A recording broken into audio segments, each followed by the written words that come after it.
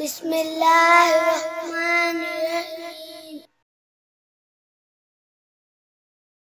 जैसा कि वीडियो में चाय तरकीबी का मुशाहिदा करने से पता चलता है कि यहाँ जो रेसिपी तैयार की जाएगी वो मटन का कॉम्बिनेशन होगा। सामने रखा है पतीली में मटन, प्लेट में प्याज और लहसुन और एक दूसरी प्लेट में नमक और मिर्च। इन सब अज्जा को दिखाए गए पानी समेत मटन में शामिल कर देंगे। तफसीली चाय तरकीबी मिकदार के साथ वीडियो में दिए गए हैं, जरूर देखिएगा।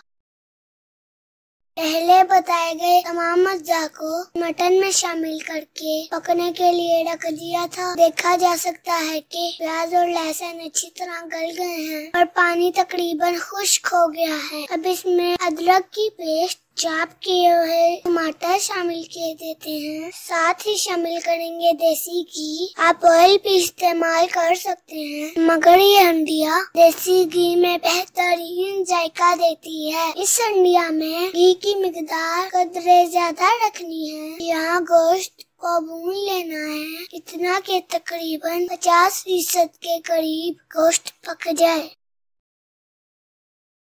यह है वो दूसरा अहम इंग्रेडिएंट जिसका मटन के साथ कॉम्बिनेशन बनाएंगे। ये जो पालक सामने पड़ी है, इसको हमने 2 से 3 दफा पानी से धोया, फिर चूल्हे पर उबाल लिया है और पानी को निचोड़ दिया है। साथ प्याली में पड़ी है चॉप की हुई हरी मिर्ची।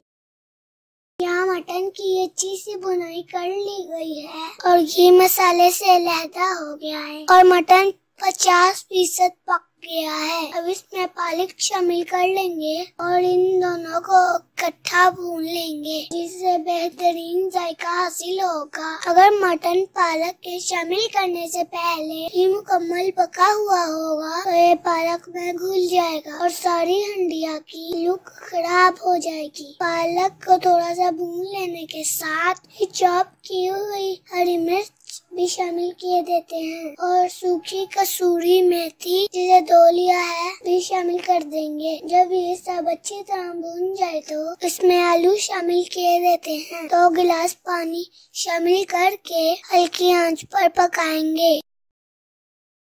यहाँ हंडिया को हल्की आंच पर पकते हुए 1.5 घंटा हो गया है। गोश्त और पालक के साथ साथ आलू भी अच्छे से गल गए हैं। हमने पालक को ब्लेंड नहीं किया क्योंकि ब्लेंड करके पकाने से पालक बहुत जल्दी हंडिया के साथ लग जाती है। यह हंडिया खूबसूरत तो दिख रही है मगर खुशबू भी दिल को भा रही थी। आपने देखा कि हमने बहुत ज्यादा मसाला जात इस्तेमाल नहीं किए और खूबसूरत और मजेदार मटन पालक की डिश तैयार कर ली है। ये ले, हमने मटन पालक और आलू की डिश को मक्खन से सजाकर सर्व कर दिया है और इस तरकीब से पकाने से बाजार वाले आलू गोश्त को भूल जाएंगे। अल्लाह करीम हमारे खानों में बरकत और जायका अता फरमाए।